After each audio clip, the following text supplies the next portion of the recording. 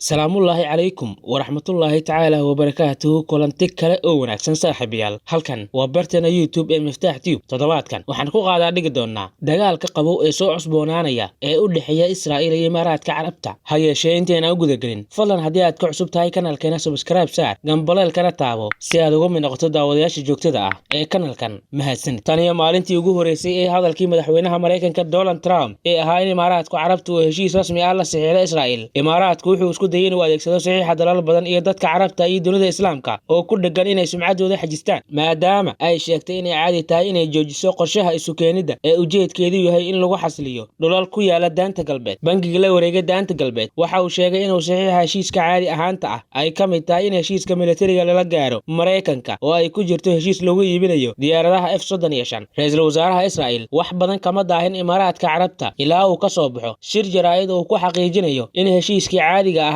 ee lala galay Abu Dhabi uusan ku jirin wax go'aan ah oo lagu joojinayo qorshihii ay ku doonayeen in lagu xasiliyo dhulka Falastiin ee Israa'iil hadalada Netanyahu waxay ka geysteen diidmada waxa yiri amiirka dhaxal sugaha ee boqortooyada Sultanka Imaaraadka Carabta ee maamusha arrimaha dalka Mohammed bin Zayed kaas oo bartiisa Twitterka ku xariiqay in wadankiisu uu awood u leeyahay inuu joojiyo qorshaha xasilin Netanyahu wuxuu yiri qorshaha dib u dejinta ayaa wali dhaqan galaya isagoo xusaya in qaboojinta qorshahaasi uu ahaa dalab Mareykanka isla markaana uu lahaa waqti la soo afjaro halka ilaha Imaaraadka iyo wareegyada ay sheegayaan in Abu Dhabi uu hadda ka iibsan karo F-35 Mareykanka isagoo u mahad celinaya heshiiska caadiga ah Netanyahu wuxuu carabka ku adkeeyay in heshiiska uusan ku jirin wax heshiis military ah iyo in la diidi doono ka hor maamulka Mareykanka iyo Kongareeska taasi waa dadaal lagu doonayo in diyaaradahani looga iibiyo Imaaraadka hadalada Israa'iil iyo Mareykanka ee ka hor imaanaya hadalka Imaaraadka waxay muujinayaan in heshiiska dhab ahaan uusan ku jirin wax kasta oo ay Imaaraadku ka hadashay waxayna albaabada u furaysaa su'aalo badan oo ku saabsan muhiimadda ay leedahay caadi ahaanta iyo waxa ku jira heshiiska iyo in Imaaraadku ku dhacay dabinka Netanyahu ama uu raadinayo nidaam caadi ah inkasta oo ay xaqiiqsatay inuusan heli doonin ma waxba sheeganaysaa inaad haysato qoraalka wadajirka ah Mareykanka Israa'iil wuxuu si caadi u muujiyay in heshiiska caadi ahaanta ah ay ka mid tahay hakinta hanaanka dib u dejinta ee daanta galbeed laakiin iyada oo ay taasi jirto Mohammed bin Zayed wuxuu ku adkaysanayaa heshiiska uu ku jiro joojinta waxtarka leh ee baabi'inta laakiin xaqiiqooyinka ka jira dhulka ayaa tilmaamaya in Israa'iil ay ku sii socoto qorshaheeda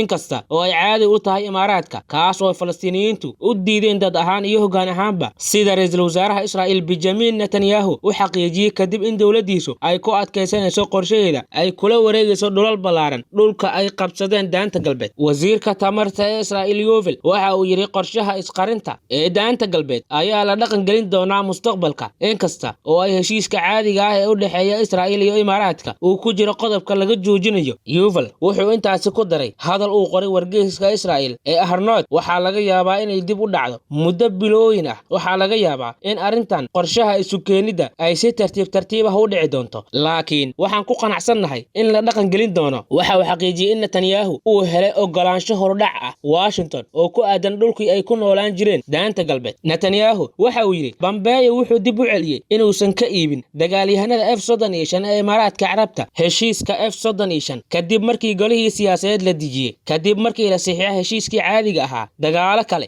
ayaa ka dhacay Israa'iil iyada oo ra'iisul wasaaraha Israa'iil Benjamin lagu eedeeyay inuu u ogolaaday Mareykanka inuu ka iibiyo diyaaradaha F-35 Imaaraadka taas oo lagu bedelayo saxiixa heshiiska iyada oo la raacayo Tel Aviv joornaalka Israa'iil ee Haaretz waxa uu muujinayaa in Israa'iil ay xaq u leedahay inay diido ka iibinta hubka Mareykanka iibka wadan kasta oo Carab ah sida ku xusan fahankii hore iyada oo tilmaamaysa in xuquuqdan diidmada ah lagu sameeyay qaab sharci ka ah Netanyahu wuxuu doonayay inuu si degdeg ah uga jawaabo waxa la sheegay ka hor inta aysan u isticmaalin kuwa ka soo horjeeda siyaasadiisa mana uusan helin wax laga xishoodo isagoo ku adkaysanaya in Tel Aviv uusan u ogolaan doonin in dal Carbeed uu lahaado diyaaradahani oo ay ku jirto Imaaraadka bishii Agoosto 18 Netanyahu wuxuu dib u cusboonaysiiyay heshiiskii dawladdiisa ee ka dhanka ah iibinta Mareykanka ee diyaaradaha F-35 ee laga iibinayo Imaaraadka hadal qoraal ah oo waqtigaasi ka soo baxay ayuu ku yeeray ra'iisul wasaaraha Israa'iil waxa uu diiday inuu ka iibiyo diyuuradaha dagaalka F-35 iyo hubka kale ee horumarsan dalalka gobolka wax kasta oo ay ka mid yihiin wadamada Carbeed heshiiska F-35 ayaa in muddo ah laga wada hadlayay saraakiisha maamulka Mareykanka ee Donald Trump waxa ay sheegeen in heshiiskii caadiga ah uu kordhinayo suurtagalnimada in la dhameystiri doono iyaga oo qiraya sida ay uga go'an tahay xaqiijinta geeska militariga ee Israa'iil Israel ee tayada leh ee gobolka. Website-ka Axios ee Mareykanka ayaa sidoo kale soo xigtay 3 ilo xog-xogaal ah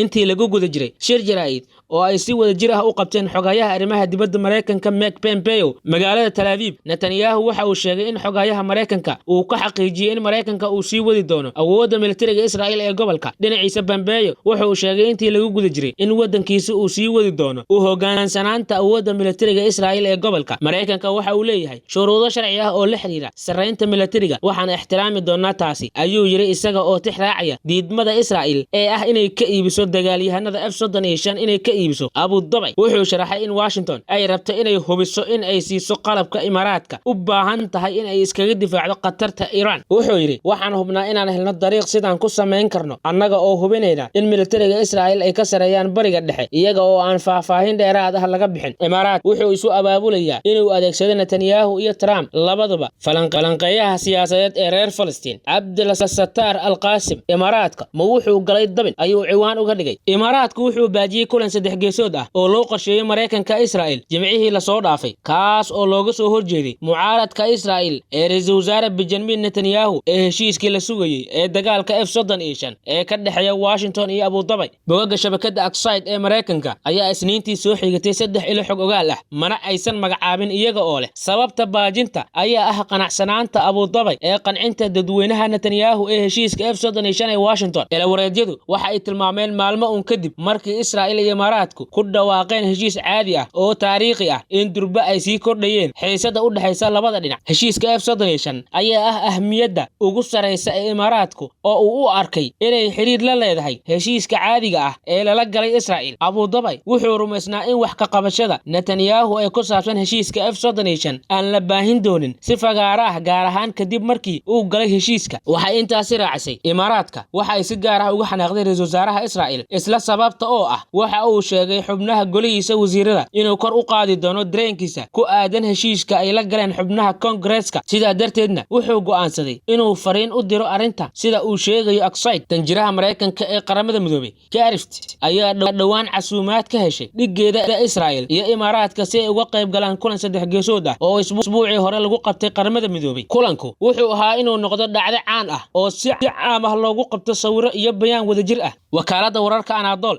ayaa soo xigtay falanqeeyaha arrimaha siyaasadda ee Falastiin ee Abdel Fattah al-Qaasim isaga oo sheegaya in Imaaraadku ay shaqaaleysiisay shaqaalaheeda Netanyahu iyo Trump oo ay dhibaato ka haysato xiisada gudaha. Waxa uu sheegay in Imaaraadku ka faa'iideysan doonin sharci ahaanta Masar iyo Jordan ayaa ka horeeyay dadkiisana ku jiiday heshiisyo ay la galeen Israel, taas oo lagu bedelayo tixgelin dheeraad ah oo ku aadan arrimaha Falastiin. Wuxuu ku soo gabagabeeyay isagoo leh Israel waa mid kaliya ee ka faa'iideysata dhammaan heshiisyada caadiga ah iyo xiriirka la yeesha wadamada Carabta iyada oo la xoojinayo dhaqaalaheeda iyada oo loo furayo suuqyo cusub oo ganacsi ah oo loogu talagalay wadamadaasi.